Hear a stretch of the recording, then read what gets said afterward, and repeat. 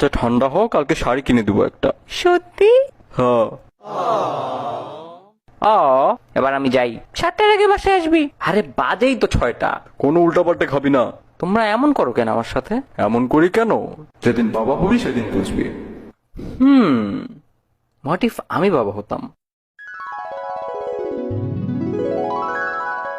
রাফেজ, এই রাফেজ, বাসার কাজ ফালায় বাচ্চা নিয়ে গেম খেলতেছে। এই রাফেজ।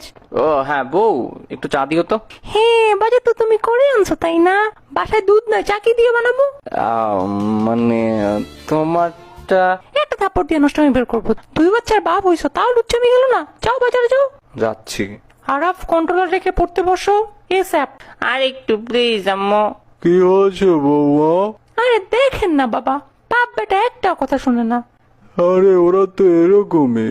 এই ফাহাদের শুনলাম বাচ্চা হয়েছে রে। হ্যাঁ শুনলাম তো। আচ্ছা দাদু, বাচ্চা কিভাবে হয়?